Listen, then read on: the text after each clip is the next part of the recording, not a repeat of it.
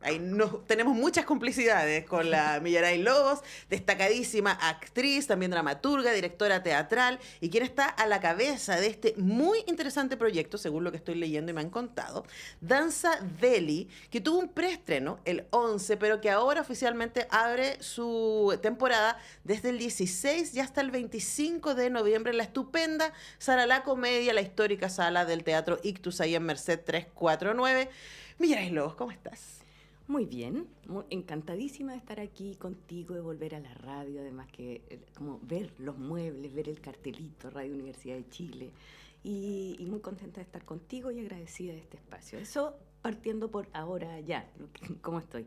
Y también, bueno, ya como bajando un poquito de la vorágine vertiginosa que fue preparar esta obrita que estamos compartiendo a público desde el jueves. Sí, tengo varias preguntas respecto a esta ahorita. Además, es muy emocionante tener a la Emilia acá en el estudio porque empezamos hablando de estabas en Francia.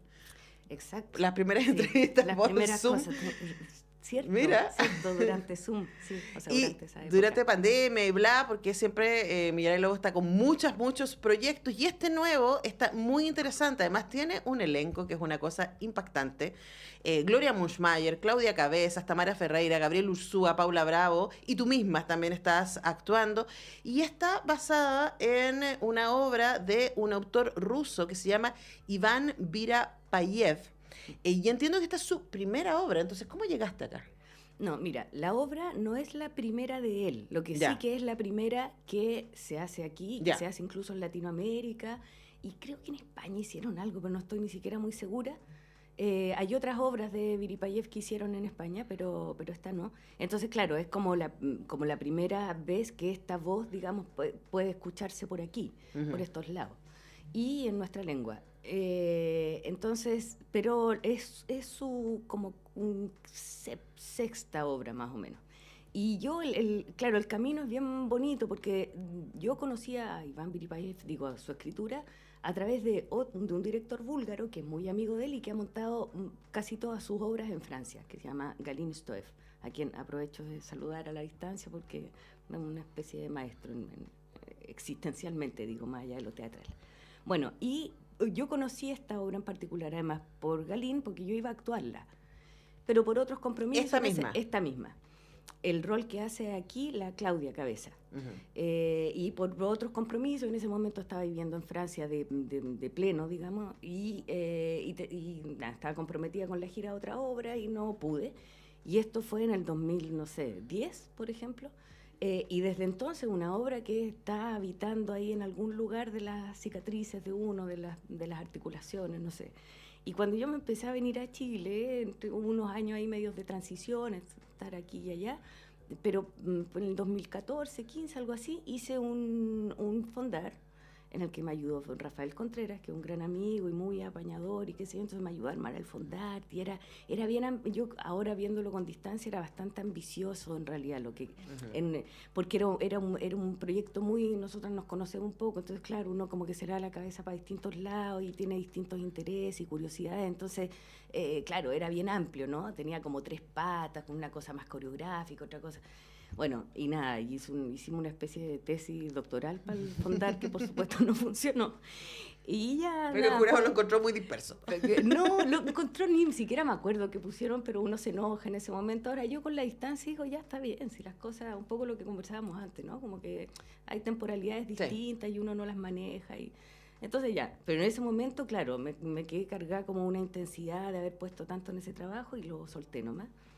Y a propósito de circunstancias más personales, en realidad, durante el año pasado, de verse confrontado a la separación física de personas que uno quiere, digo, en el plano como más terrestre, ¿no? De tener que separarse terrestremente de personas, me volvió la obra de una manera como muy orgánica, en realidad. Porque una obra, no sé si en los minutillos que nos quedan yo puedo alcanzar a hablar algo de ella, porque es difícil de contar su modo operatorio, diría yo. No es difícil de contar la anécdota, pero por qué opera, a mi modo de ver, es difícil de contar en poquito tiempo, hay que verla.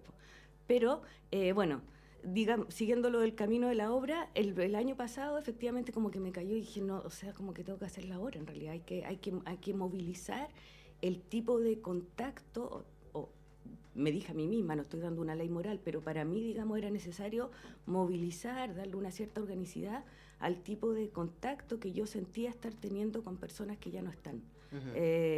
Y que no pasa por hacer duelos, que no pasa, yo decía, no, hay algo ahí que no me cuadra mucho, digamos, como el paradigma de cómo uno tiene que separarse de los que uno ya no percibe materialmente, sensiblemente. Entonces, claro, yo creo que por ahí como que la obra volvió a emerger, porque dentro de las cosas que trata la obra yo creo que hay harto de eso también, de qué significa la desaparición, qué significa sentir dolor, qué significa sentir rabia. Es como que cuestiona qué es lo que sentimos cuando sentimos algo. Es bien vertiginoso en ese sentido. Y además frente a una situación límite, ¿no? Como es ese tipo de pérdida, o sea, exacto. No es la pérdida radical, no nos vamos a volver a ver. Exacto, claro. Hay una muerte o hay la espera de una muerte. Exacto. La determinación de que ese momento se viene.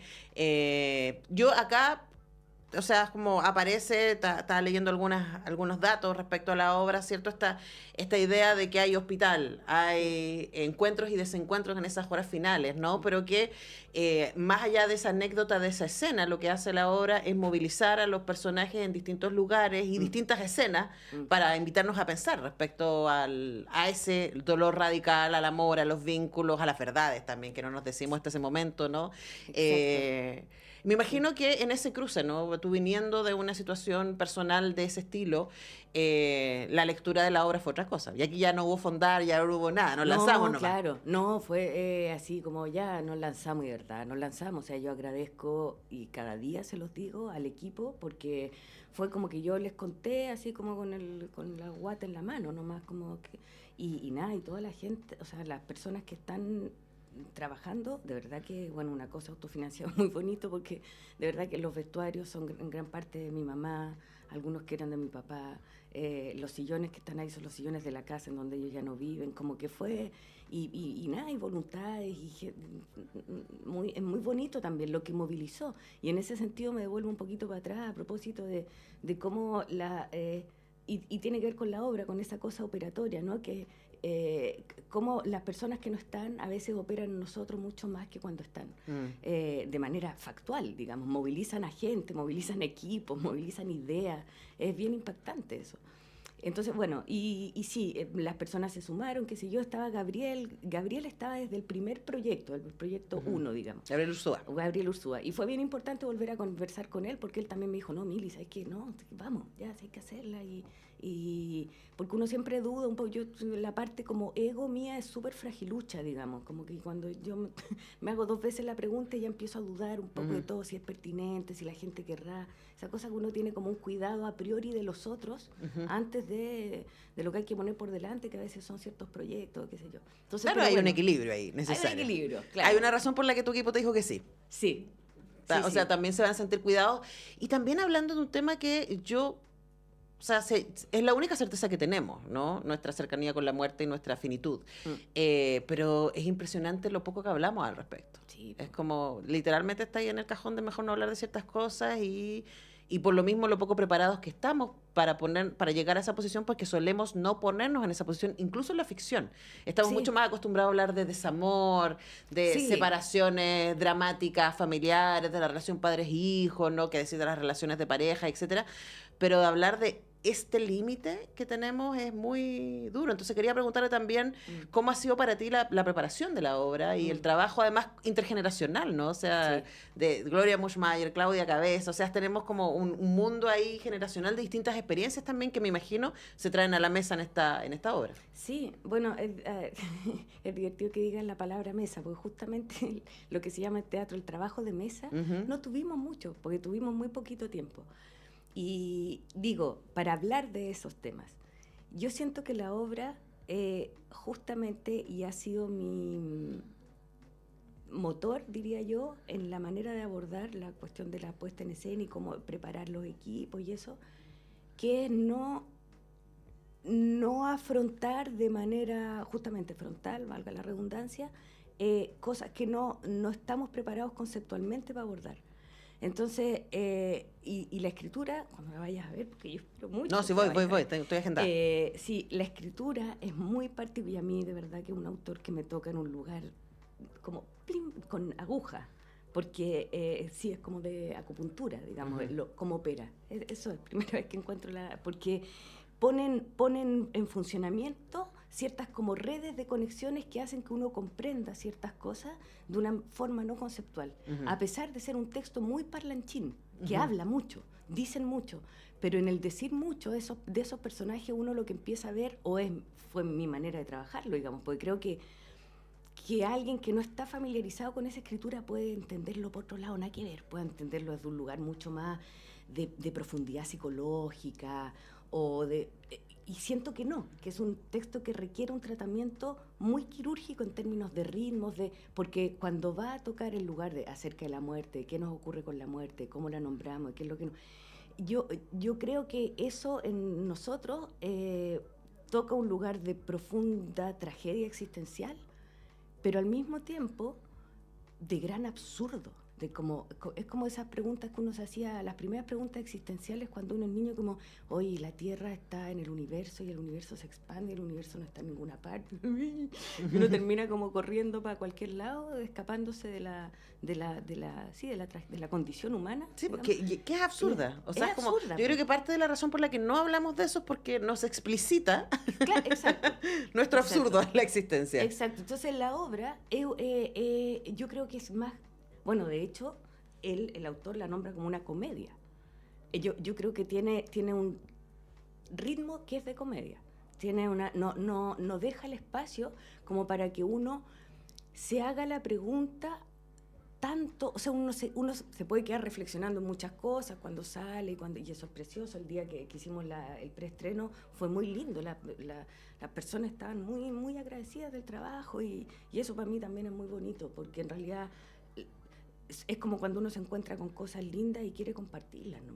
Es así yo no tengo la obsesión de que quiero ser director de teatro, no, de repente la gente le dice, oye, o ser cualquier cosa, sino que hay cuestiones que a uno lo tocan y uno dice, esto es belleza y hay que ponerlo ahí para que otros lo...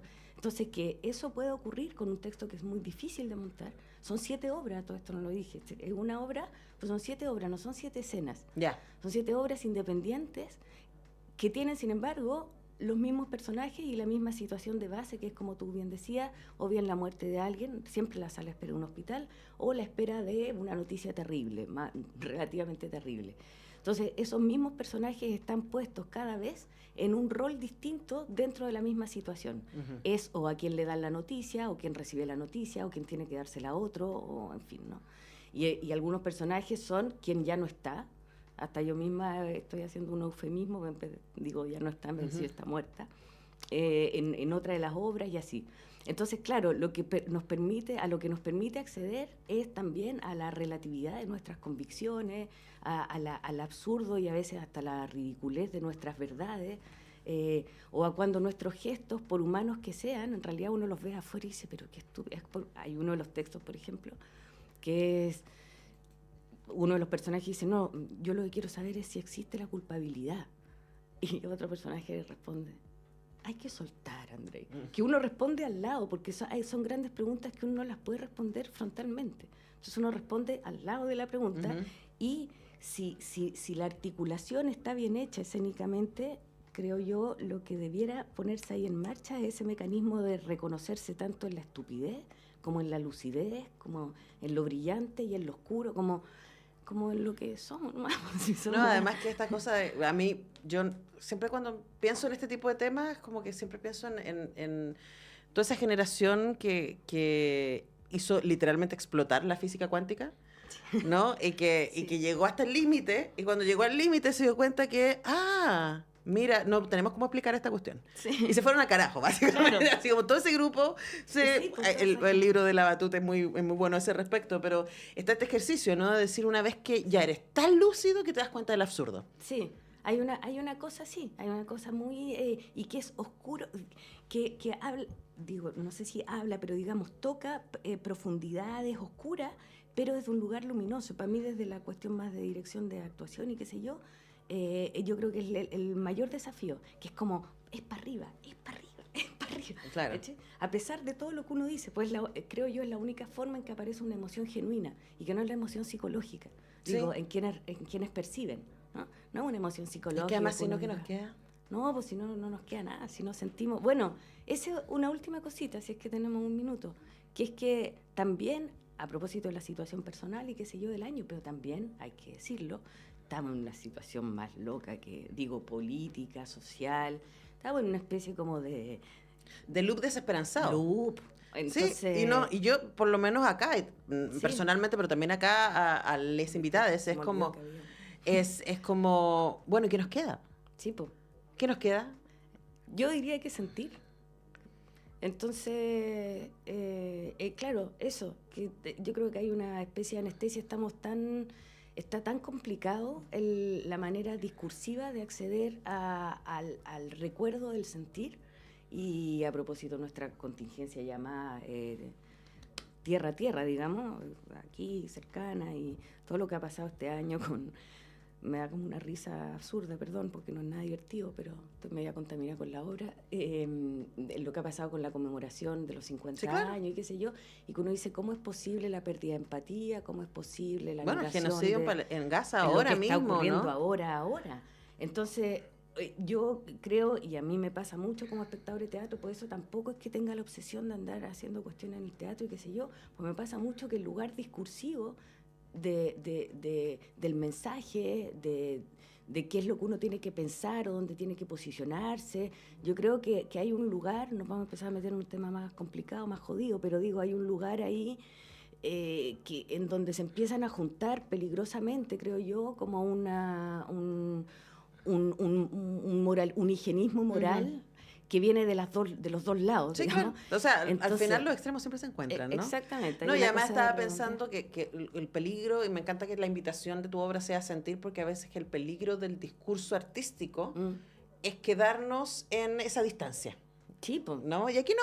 Bueno, ojo, que solo tiene 6 funciones. Hoy Sí. tengo que irme, estoy súper atrasada. Ay, Nos perdón, quedan sí. 6 funciones solamente para Danza Delhi, 16 al 25 de noviembre, 20 horas en el Teatro Ictus, Merced 349, la Sala La Comedia, Claudia Cabezas, Gloria Mushmayer, Paula Bravo, Tamara Ferreira, Gabriel Ursúa y Millaray Lobos también está actuando, además de estar en la adaptación y la dirección, y venir aquí a la radio. Gracias, No, Mili. gracias a ti, muchas gracias. Nosotros nos despedimos. Yo vuelvo a las 5 a hacer Radiópolis. Voy a estar con CAF. Así que no se pierdan cómo asesinar a Felipe esta tarde.